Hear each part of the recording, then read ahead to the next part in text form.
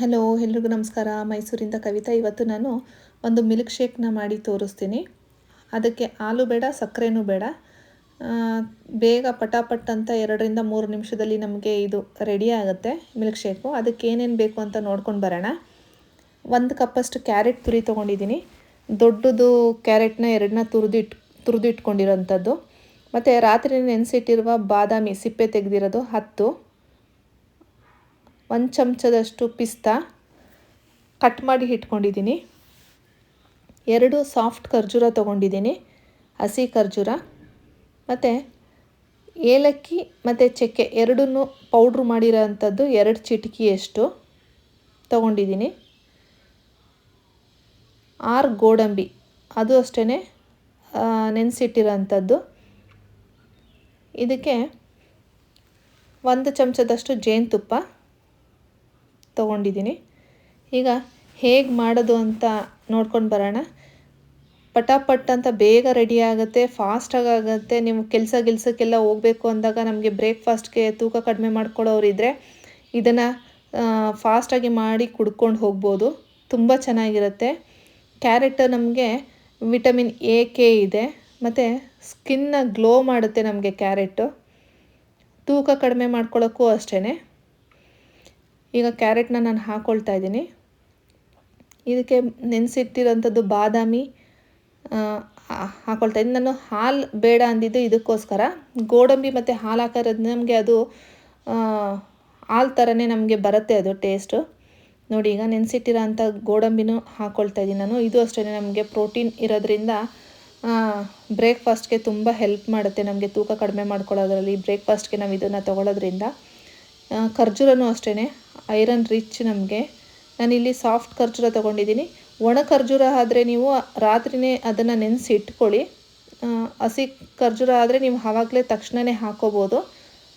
ಒಣ ಖರ್ಜೂರ ಆದರೆ ನೆನೆಸಿ ಇಟ್ಕೋಬೇಕಾಗತ್ತೆ. ಅದು ಬೇಗ ಗ್ರೈಂಡ್ ಆಗಲ್ಲ ಅನ್ನೋದಕ್ಕೋಸ್ಕರ ನಾನಿಲ್ಲಿ 2 ತೊಗೊಂಡಿದ್ದೀನಿ.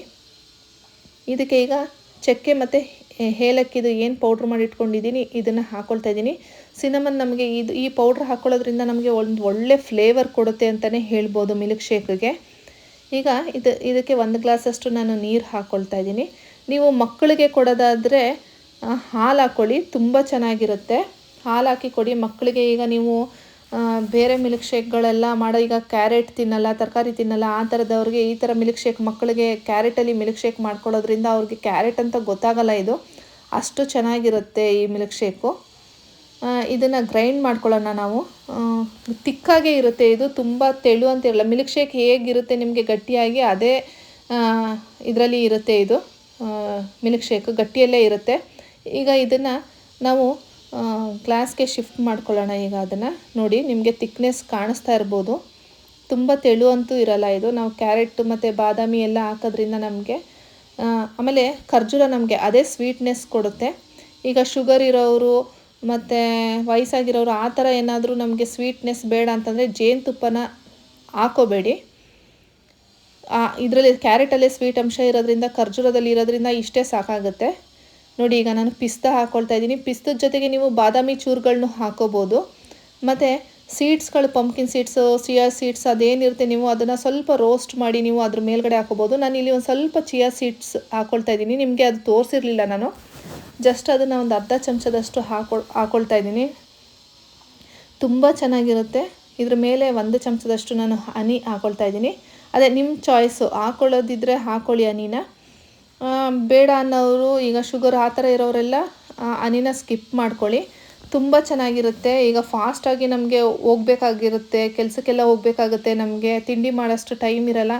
ಆವಾಗ ನಾವು ಇಮಿಡಿಯೇಟಾಗಿ ಇದನ್ನು ಮಾಡಿಕೊಂಡು ಕುಡ್ಕೊಂಡು ಹೋಗ್ಬೋದು. ನಮಗೆ ವೆಯ್ಟ್ ಲಾಸ್ಗಂತೂ ಒಳ್ಳೆ ರಿಸಲ್ಟ್ ಕೊಡುತ್ತೆ ಅಂತಲೇ ಹೇಳ್ಬೋದು ಈ ಮಿಲ್ಕ್ ಶೇಕು. ಮತ್ತು ಸ್ಕಿನ್ ಗ್ಲೋ ಮಾಡುತ್ತೆ ಈ ಮಿಲ್ಕ್ ಶೇಕ್ ಅಂತಲೇ ಹೇಳ್ಬೋದು. ತುಂಬ ಚೆನ್ನಾಗಿರುತ್ತೆ, ತುಂಬ ಟೇಸ್ಟಾಗಿರುತ್ತೆ. ನೀವು ಎಲ್ಲ ಒಂದ್ಸಲಿ ಮಾಡ್ಕೊಳ್ಳಿ. ಯಾರಿಗೆಲ್ಲ ಈ ವಿಡಿಯೋ ಇಷ್ಟ ಆಯಿತು ಲೈಕ್ ಮಾಡಿ, ಶೇರ್ ಮಾಡಿ, ಸಬ್ಸ್ಕ್ರೈಬ್ ಮಾಡಿ, ಹೀಗೆ ಸಪೋರ್ಟ್ ಮಾಡಿ ಅಂತ ಹೇಳ್ತಾ ಥ್ಯಾಂಕ್ ಯು.